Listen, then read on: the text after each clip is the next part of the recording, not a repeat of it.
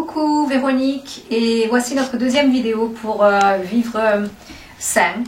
Donc cette vidéo en fait est dédiée à la pulpe d'amande. C'est ce qui nous restait de la vidéo précédente quand on a je vous ai montré comment faire son propre lait d'amande.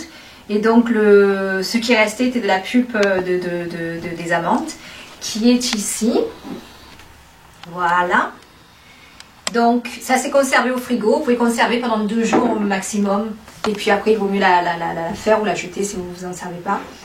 Et donc on va faire une tarte à la pomme cannelle avec cela. La base sera végétalienne, donc il n'y aura pas d'œufs ou quoi que ce soit. Donc tout est fait à base de noix. Je vais vous montrer exactement ce qu'on va utiliser du début jusqu'à la fin. Ok, donc on commence. Donc premièrement, j'ai fait bouillir de l'eau comme ceci, car je vais utiliser du chocolat noir à pâtisserie. Donc c'est pas sans gluten, je précise, puisque c'est du chocolat que j'ai acheté en magasin en fait, pour faire de la pâtisserie. Donc c'est plutôt végétarien donc, hein, mais c'est pas sans gluten. Mais bien entendu, maintenant sur le marché, on peut trouver aussi du chocolat sans gluten. Donc si vous préférez utiliser cela comme base, c'est pas un problème du tout. Donc ce que je vais faire pendant que je vais après vous montrer un peu tous les ingrédients, je vais verser donc mon eau bouillante donc dans un récipient, hein, peu importe ce que vous choisissez, comme ceci. C'est donc au bain-marie, donc on va le laisser tremper tranquillement, comme ça, ça va prendre du temps un petit peu. Mais c'est le but de toutes ces vidéos, c'est d'essayer de faire vraiment du végétalien le plus possible, mais aussi du végétalien sans trop cuisiner. Donc en gros, vraiment un minimum de cuisson est vraiment nécessaire dans tout ce qu'on fait. Donc, je rajoute juste un petit peu d'eau bouillante pour mélanger le chocolat et le faire fondre. Donc, juste pour vous montrer un petit peu, donc ça commence à fondre tranquillement. Ok. Voilà, donc on va laisser un petit peu comme ça. Je vais juste rajouter légèrement de l'eau. Donc là il y a 100 g de chocolat noir. Je préfère le chocolat noir personnellement. Après vous pouvez choisir un chocolat au lait si vous préférez. Donc chocolat pâtisserie. Voilà. J'ai utilisé, comme je vous ai parlé tout à l'heure, de la pulpe d'amande, d'accord, de la cannelle, la poudre de cannelle. Et donc j'ai goûté en fait des pépins de pommes et c'est super bon. Et ça a vraiment un arôme intense en fait. Donc je voudrais les mettre aussi dans mon mélange de la pâte qui va être la base de la tarte. Et c'est vraiment un petit peu une expérience, mais c'est vraiment un goût super. Donc on va mettre ça aussi. Donc j'ai gardé quelques pépins de pommes donc aussi.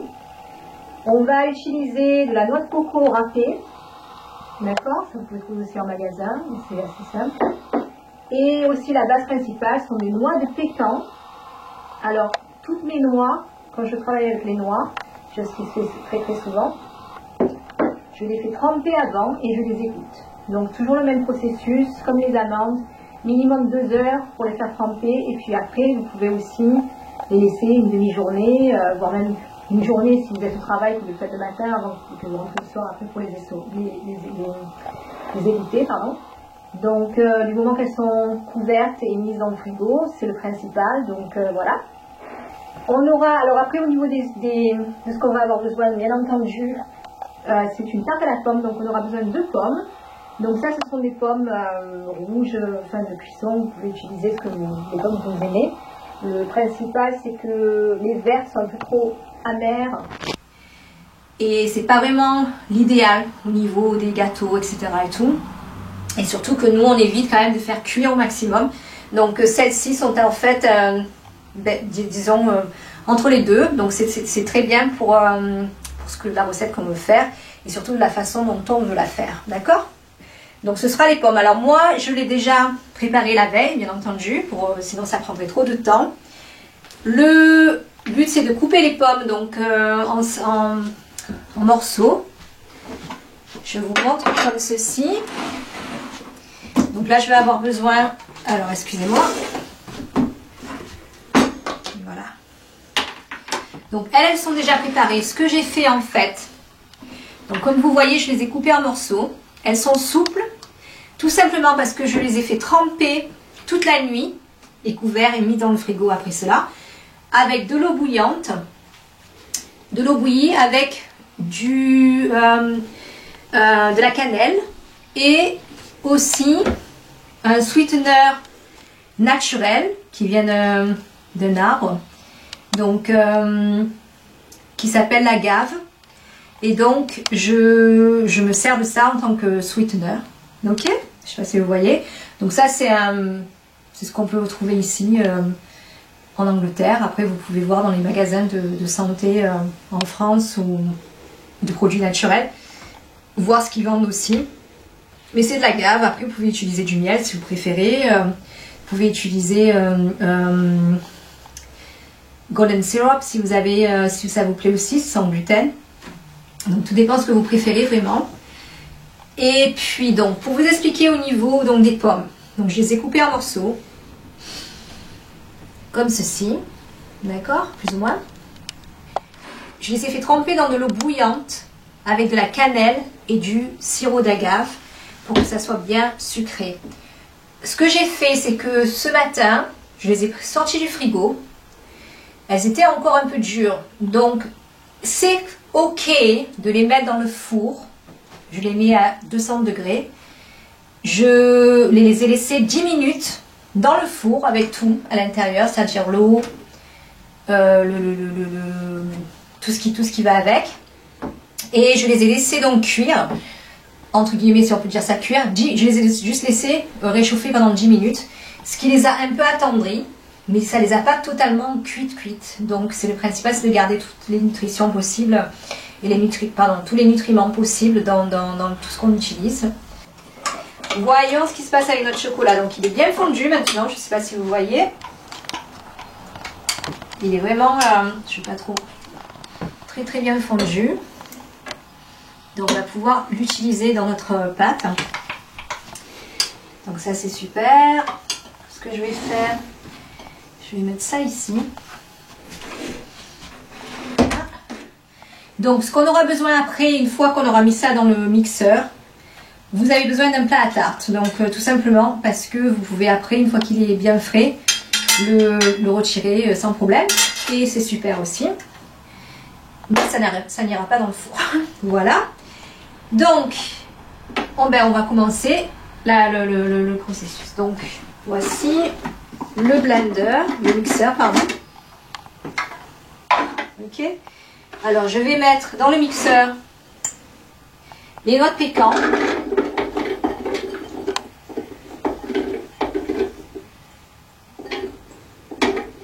Donc, il faut un mixeur qui soit quand même assez costaud parce que bon, les noix, elles sont trempées.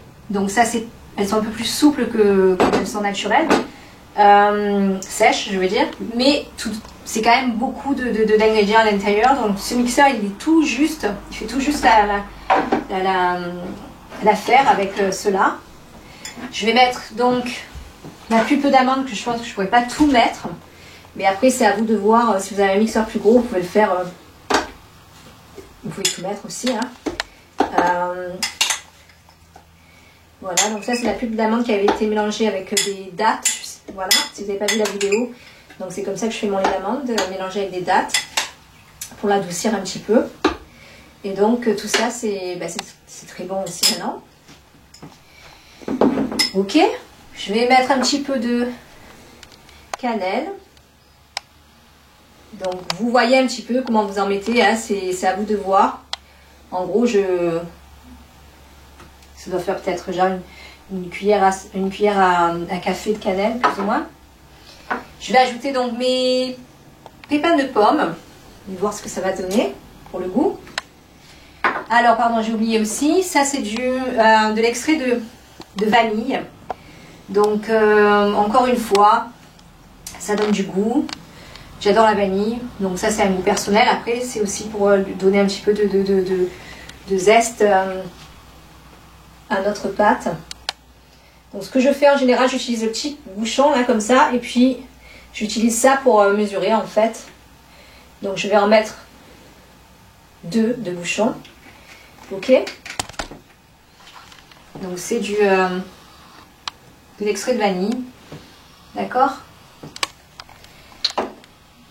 Après, je vais mettre donc le sirop d'agave qui est le sweetener naturel. Je vais vous montrer comme ça. Je vous l'ai déjà montré, mais je vous le remontre. Ok. Et voilà. There we go.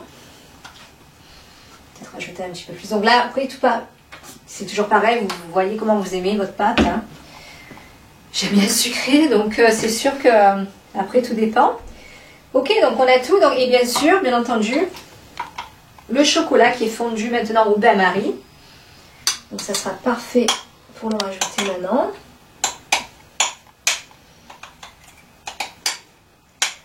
Voilà. Donc malheureusement mon mixeur pour l'instant c'est pas le top au niveau de la quantité. Donc il va falloir que je le fasse en plusieurs fois.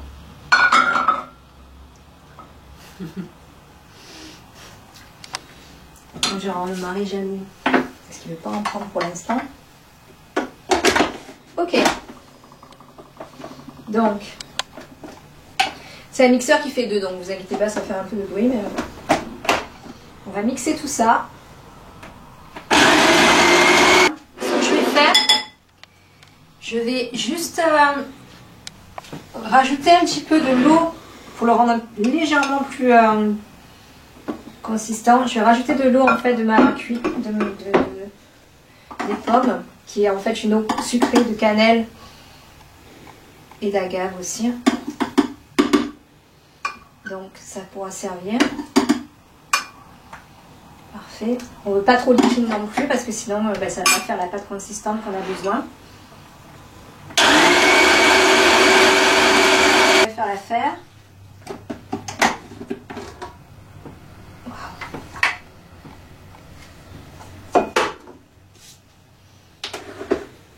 Parce qu'on ne veut pas non plus que ça soit trop mélangé, mixé, parce que sinon, bon, bien entendu, on veut la pâte qui soit légèrement croustillante aussi, avec des morceaux piquants.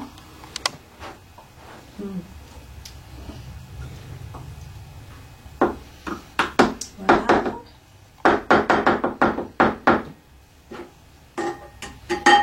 Donc là maintenant, je vais mettre dans mon plat à tarte, ça va être la base. Je vais transférer cela dans le plat à tarte. Vous voyez, c'est assez consistant. En même temps, c'est pas non plus trop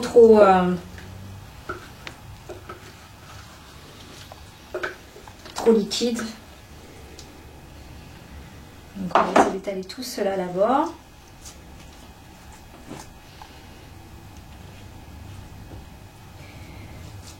Voilà. Donc ça on fait un peu comme un gâteau à la base qui passerait au four, hein, de la même chose. Ok. Ça sent super bon. C'est super bon. Magnifique.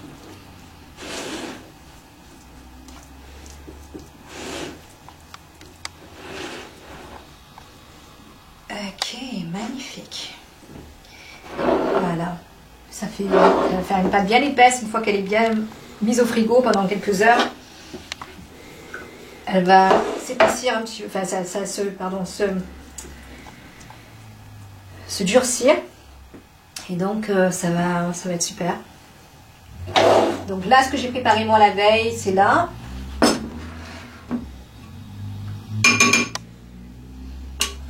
Après, vous pouvez faire ça le matin, les préparer, et puis dans la journée, en fin d'après-midi ou quoi que ce soit, vous pouvez faire votre tarte en les mettant 10 minutes au four.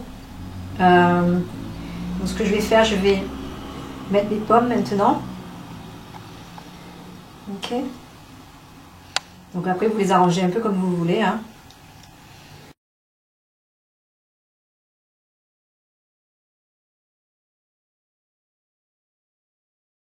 Bon, moi je rajoute certaines choses comme l'extrait de vanille comme ça. Après, c'est selon son goût aussi, vous n'êtes pas obligé de le mettre non plus. La cannelle, qui est déjà un arôme très très fort, mais qui est très bon pour le cerveau aussi. Les noix de pécan, donc, et puis la pulpe d'amande, qui sont des protéines au niveau des noix, des protéines végétales très très puissantes. Donc, et le fait de les faire tremper aussi, du moins là je parle pour les noix de pécan, de les avoir fait tremper, ça relâche en fait toutes les enzymes nécessaires. Donc c'est pas dur à digérer non plus. Voilà, petit à petit. D'accord. Parfait. Et là, donc ça aussi encore une fois c'est optionnel. Si vous voulez mettre, vous pouvez la laisser comme ça, ou alors vous pouvez aussi garnir un petit peu de noix de coco râpée, comme ceci.